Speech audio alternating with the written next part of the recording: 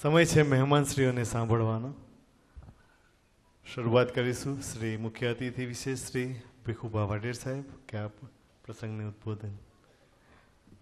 સમાજ અગ્રણી અને સમાજના ભામાશાહ છે જામનગર ખાતે.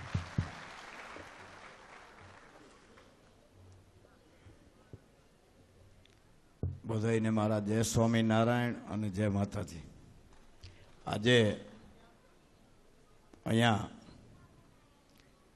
જે ટ્રસ્ટમાં બધાએ સમાજ ભેગા થયા છે.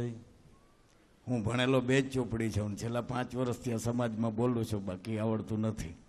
ભણેલ ગણેલ નથી. જે છે એ પહેલાં માફી માગી લો, પહેલાંને બદલે. અહીંયા પધારેલા આઈ કે જાડેજા સાહેબ, પરમાર સાહેબ, પાલુ ભગત, બાપુ અને મહારાજ શ્રી બાપુ, બધા ભાઈઓ બહેનો અને દીકરીઓ, અને ખૂબ ખૂબ મારા જય સ્વામિનારાયણ. હું જે બોલું છું એ મારી એક સાદી ભાષા, જે મારી લાઈફમાંથી હું ઊંચો આવ્યો.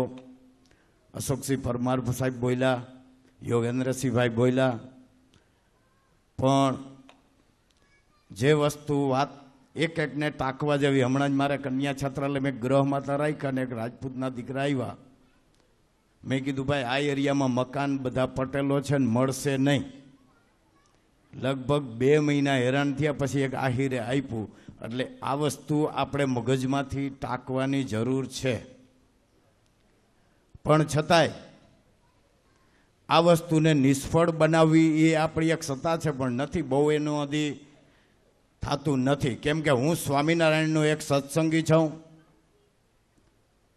એક નાના કુળમાંથી જન્મ થઈ અને મોટા કુળમાં અટાણે પહોંચ્યો છું.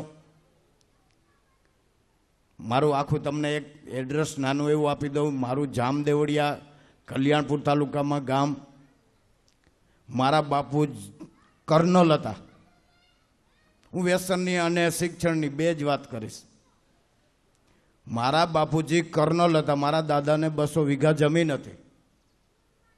પણ જ્યારે રિટાયરમેન્ટ થયા અને ત્યાંથી જે એનું વ્યસન વ્યસન અને વ્યસન, 1 વીઘો જગ્યા નહીં, મકાન હતું એ ગીરવે મૂકી દીધું.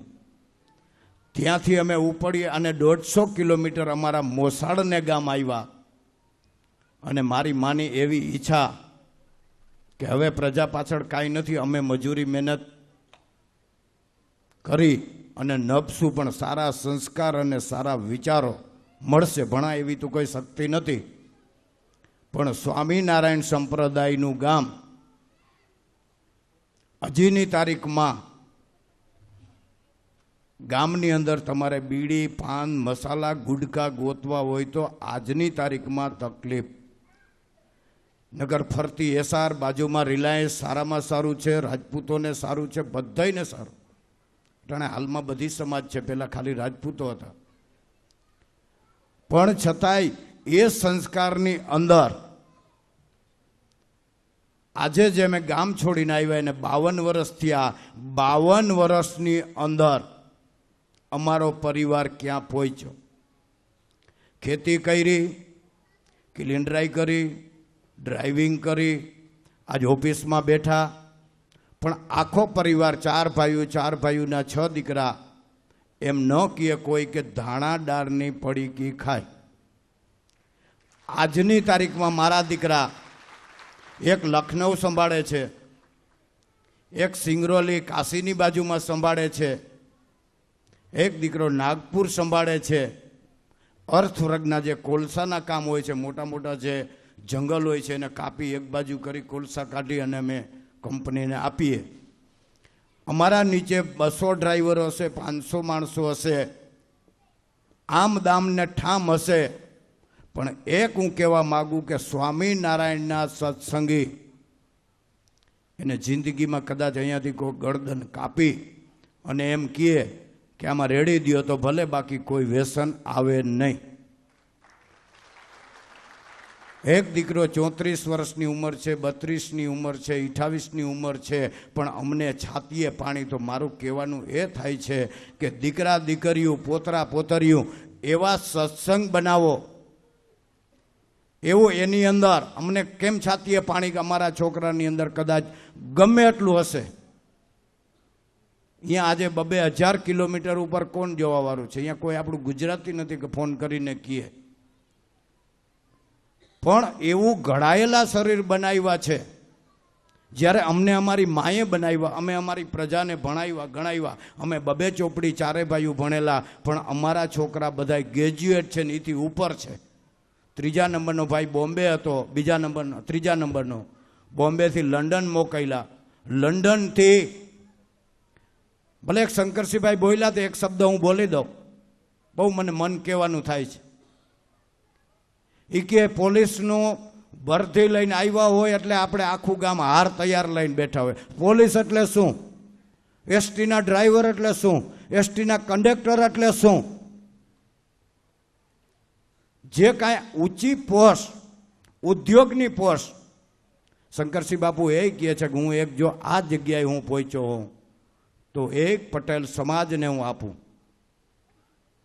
કે પટેલ સમાજ સાથે એ ભેગા થયા અને આ જગ્યાએ એ પહોંચ્યા.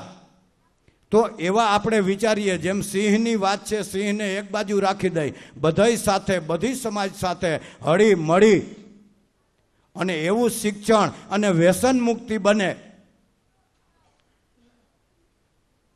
મેં તો આજે દીકરીઓ પાછળ એટલો ભેખ લીધો છે. 900 દીકરીઓને આજની તારીખમાં એડમિશન આપ્યા છે.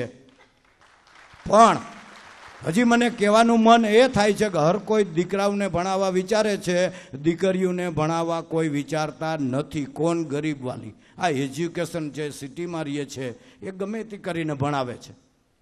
ઘણા બધા વાલી આવી જાય, એને રજા ના આપો એટલે એમ કહી દે અમારે નથી ભણાવવો, અમે રોટલા કાઢવાના, અમે રોટલા કાઢવા, આ તો તમે ફ્રી ભણાવો છો એટલે અમે દીકરી બાને મોકલીએ છીએ. એટલે મેં એ ટાઈપનો ભેખ લીધો કે ફ્રી ભણાવશું તો એમને થોડીક લાલચ જાગશે કે આપણે દીકરી વગરનું થોડુંક કામ વધારે રહેશે, પણ ભણી જશે. સગાવાલાઓમાં ક્યાંય ભણતર હોય, એના દીકરીઓ હોય, માસીના હોય, મામાના હોય, દાદાના હોય, બીજી સમાજના જોતા હોય. આજથી 5 વર્ષ પહેલાં 65 દીકરીઓ હતા. આજની તારીખમાં 900 દીકરીઓને એડમિશન આપ્યા. કદાચ એમાંથી 5, 10, 15 9મા ધોરણના જાય, આપણે 9, 10, 11, 12 અને કોલેજ. અમજીબા કન્યા છાત્રાલય કોઈને ખ્યાલ ન હોય તો સગાવાલાઓમાં કીએ અને અમારી 100% તૈયારી. એના સામે દીકરાઓને રાજપૂત સમાજ 9,000ની અંદર ટોટલ એનું આવી ગયું ભણવાનું. એ રીતે ભણાવીએ છીએ. અને એ રીતે એવું નહીં કે સરકારી ગ્રાન્ટેડ હાઈસ્કૂલ છે, રાજપૂત સમાજ છે, એમાં કોણ જોવાવાળું છે એ નહીં. એની ટકાવારી સારી હાઈસ્કૂલની હોય કાઢી લેવાની, પછી ત્યાં દીકરા દીકરીઓને મોકલવાના. એમ જો હું આ જગ્યાએ પહોંચ્યો હું, એક ઈંટની જગ્યા ન હોય, એક ખેતરનો વીઘો ન હોય, અને અહીંયા પહોંચ્યો હું તો એક જ યોગદાન આપું છું કે મારા સ્વામિનારાયણ ભગવાન, એના પછીના સંતો અને એના પછીના અમે વ્યસન મુક્તિ અને જે સંસ્કારને જે મૂક્યા એ આજ અમને હજારો ગણા કામ આવે છે. જેમ અશોકસિંહભાઈની વાત કરે, કાલે જ મારે એવા અમે 4 વેપારી ભેગા થયા એક મોટું કામ લેવાનું, પણ મને મારી તાકાતની ખ્યાલ ન હોય, બીજા એમ કહી શકે. એટલે અમે 5-10 જણાને ભેગા કર્યા વેપારીઓને. વેપારી એવું બોલ્યા, ભીખુભા તમારા માટે 50 કરોડ રૂપિયા 25 કરોડ રૂપિયા જોતા હોય તમારા નામ ઉપર મળશે. ત્યારે મારા દીકરા કામ કરતા કરતા જોઈ રહ્યા, તમે કયો તમારા નામથી 25 કરોડ ચેકથી જોઈ કે રોકડા જોઈ જે કોઈ દેશો એ તમારા નામથી મળશે. તો હું એવું કહેવા માગું, મારા પ્રજાને, મારા છોકરાઓ, મારા ભાઈઓને કહું, એવો કાર્ડ બનાવો જિંદગીમાં કે હવે કોઈ યાદ કરે. હા, ક્યારેક પૈસા ન હોય, મોડું થાય, વહેલું થાય, છતાં એને આપણે હાથ જોડીને કહીએ કે 4 દિવસની વાત છે, 15 દિવસની વાત છે, હમણાં 2 મહિના નહીં દઈ શકું, 4 મહિના નહીં દઈ શકું, હાથ જોડીને કહ્યો તો ઓલાને ઓલું ન લાગે. પણ આપણા સમાજમાં શું આવે, ઘડી ઘડી તું એને માગે જ રાખશો, બીજી વાત છે. હવે પૈસાની વાત ન કરજે મહેરબાની કરી. હમણાં જ આપણે મચ્છરનગરમાં 2 ભાઈ ચુડાસમા સાહેબને છરી મારી દીધી. મને ગાંધીધામથી ફોન આવ્યો, ભીખુભાભાઈ આ રીતનું છે. પણ મેં કહ્યું હવે એમાં તો એ આપણી માનસિકતા છે સમાજની. દિયોને લેવા જાવ એટલે મારે, કોઈ બી મારે. હું તો સ્વામિનારાયણનો સત્સંગી હાવ મહાજન કયો તો કહી શકાય. મહાજન કે વાણીઓ જે કયો એ ભીખુબાને કહી શકો. આપણે સમજીને દેવાનું. આ પૈસા આવવાના નથી ને આપણે કાંઈ ક્યાંય બહુ થાય તો નડશે નહીં તો દઈ દો. બાકી આપણે કામ આવશે એવું ગણિત નહીં રાખવાનું. આ આપણી માનસિકતા હર કોઈની. ગામ હોય અહીંયા સૌને ખ્યાલ હશે કે સિટીમાં ખ્યાલ હશે કે જે ઘરની જે માનસિકતા હશે એ માનસિકતા ઊભી જ રહેશે. એમાં કોઈ એમ કહે કે આમાં હું સુધારી દઉં, મહેનત કરી લઉં, આ કરી લઉં, કોઈ ન સુધરે. એક જ બિલ્ડિંગની અંદર જામનગરની અંદર 10 કરોડ રૂપિયાનો ખર્ચો ભીખુબા હરિસિંહ વાઢેરે કર્યો છે. 1 રૂપિયો ગલત કોઈ એમ કહે તો એને વચાવીને હિસાબ કરાવી દો. નથી સમાજ, નથી પૈસાવાળા. મારાથી તો 10 ગણા નહીં 25 ગણા ઊંચા હશે. ચુડાસામા સાહેબ બોલ્યા હતા અમારી એક રાજપૂત સમાજની મિટિંગમાં કે ભીખુભાને કાંત પાડેલા છે એના સ્વામિનારાયણના સંતોને. એટલે કેવું જ ન પડે. ખાલી સમાજે એમ કીધું કે આપણે એક છાત્રાલય બનાવી, મેં બનાવી દઈશ. કેવડી હતા કે આ 20,000 ફૂટની બાંધકામ છે, આપણે નિર્ણય લીધો બનાવી. બીજી બનાવી કે આપણે 65,000 ફૂટના 1,000 દીકરીઓ રહી શકે અને આમાં 20,000માં દીકરીઓ ભણી શકે એવી આપણે બાજુમાં બનાવીએ. કોઈ સમાજ એમ નથી બોલ્યું કે ભીખુબા તમે આ બનાવો. મને એક અંદરથી ઉમારો આવે કે હકુબાભાઈ PS જાડેજા જે સમાજના વડીલો એને હું એમ કહું, જો બધાય સમાજની ઈચ્છા હોય, બધા એમ કહેતા હોય તો આ આખી બિલ્ડિંગ 65,000 ફૂટની હું પોતે જ બાંધીને, બાકી તમારે વિઝિટ 100% કરવાની, કહેવાની બધી. પણ બાપુ કોઈ વિઝિટ કરવા આવી શકે એમ નથી. પણ છતાં એક નક્કી રાખવાનું, કોઈ પાથે નહીં રાખવાનું. જે હમણાં યોગરાજસિંહભાઈએ વાત કરી દીકરીઓની, બહેનોની, વડીલોની, હું માનું છું ભાણિયુંના કેસ છે. એના મમ્મી વૈયા ગયા હોય ને ભાણી કેસ કરે, મામા આમાં મારો ભાગ થાય. 100% મારા પાસે છે. યોગરાજસિંહ બોલ્યા, બહુ સત્ય બોલ્યા. પણ જેથી આજથી 52 વર્ષ પહેલા મારા મામા કરોડપતિ હતા અને અમે છાજનું ઝૂંપડું વાળી એના વાડામાં રહેતા. એ જ આ ભીખુબા. અમારી માને એમ કહી કે માં જાર ખાઈ ને એમાંય રતડની જો ધોરી જડે તો બેટા હમણાં નહીં જડે.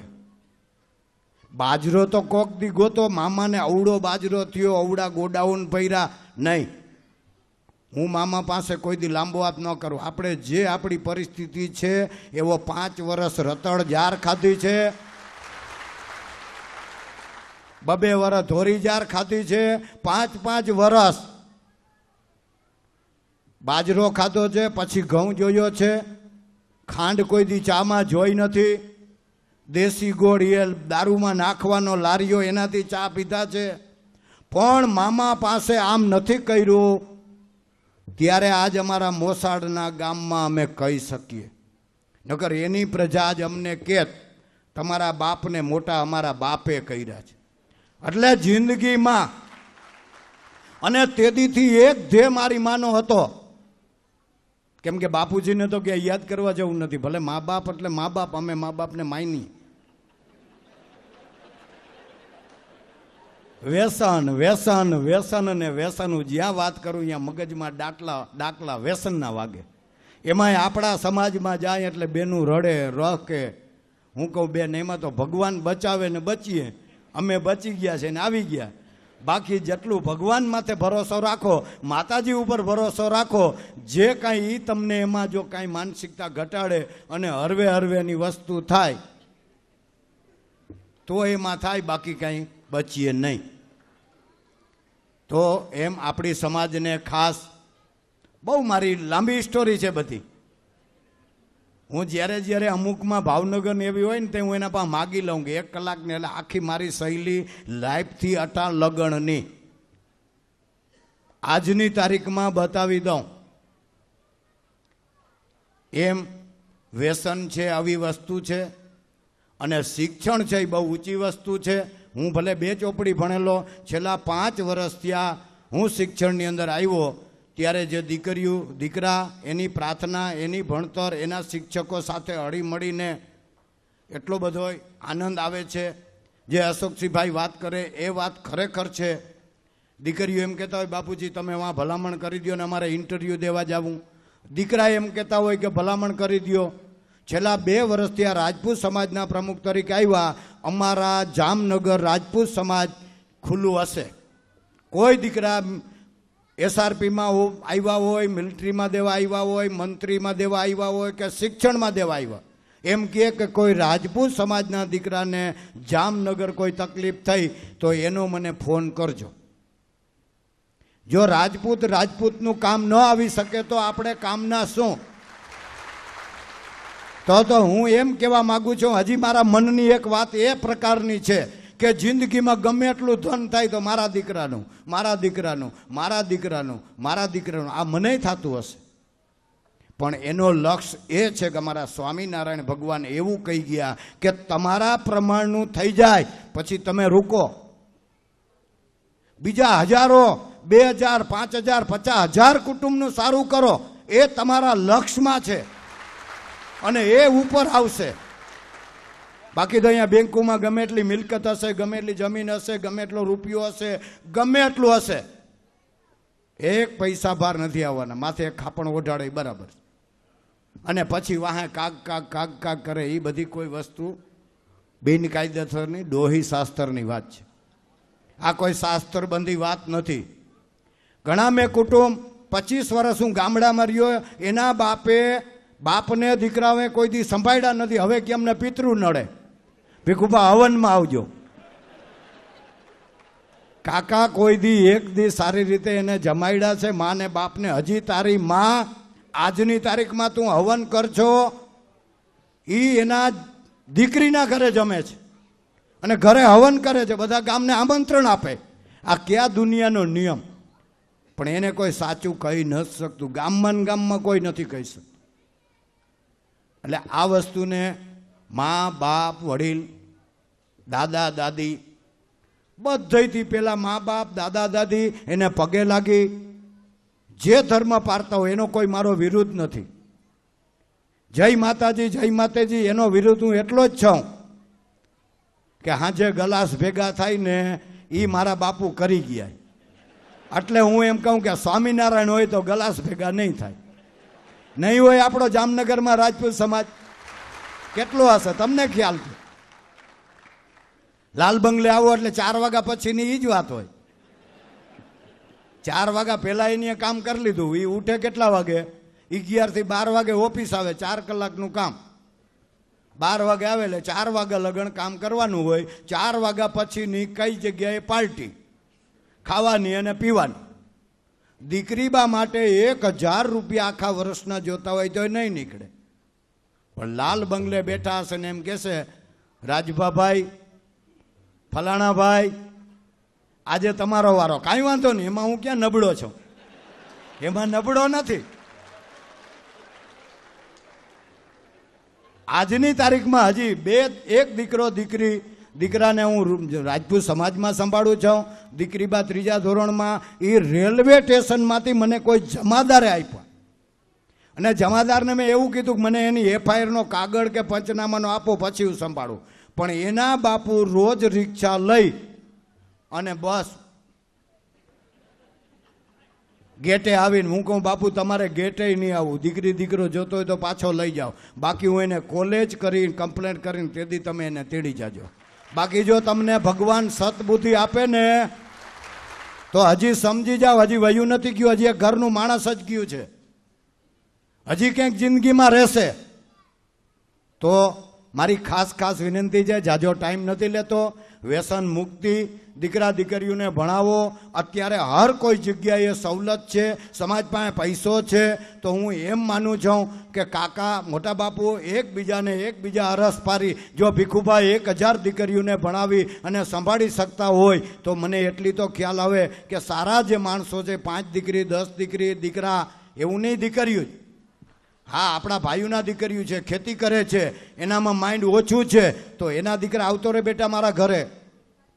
ઘરે ના હાલો, હાલો ફલાણા ગુરુકુળમાં હું ફી ભરી દઈશ, ફલાણી હાઈસ્કૂલમાં હું ફી ભરી દઈશ, અહીંયા રહી જાઓ. આજ તો જેમ ઘરે ન જમીએ તો હોટલમાં જમી લઈ, આવી બધી સુવિધાઓ છે. પૈસો જોઈ અને પૈસો આપણા પાસે છે, પણ હાવ મારું મારું ને મારું જો કરીએ ને તો એ એની બાપની હાજરીમાં દીકરો કરી દેશે ગલે, જો તે મારા માટે શું કર્યું. આવા દાખલા, આ જે દાખલા બેઠેલા છે એ તમને વાત કરું.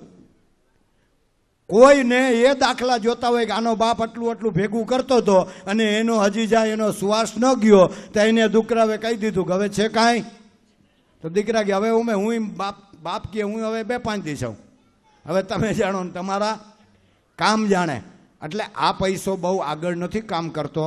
જે ભગવાને દીધું છે એમાં જેમ આપણે મોટા વેપારી હોય એ સારો income tax, VAT, service tax ભરીને જિંદગી નીંદર લેતા હોય, એમ જો તમે 10%, 12%, 15%, 20% જેનો જિંદગીમાં 20% જે કમાણા અને એનો જે ભાગ કાઢે અને એને કોઈ આફત આવે તે દીએ મને ફોન કરજો. આ મારો બનાવ બનેલો છે. હું મારી કોઈ ગલત વાત કરી કે નહીં, મારા ઉપર જ કરું છું. આ 34 વર્ષનો દીકરો છે, મને યાદ નથી કે આ બીમાર કેદી પડ્યો. એના પછીના 2 દીકરા, દીકરી બા, એનો પરિવાર.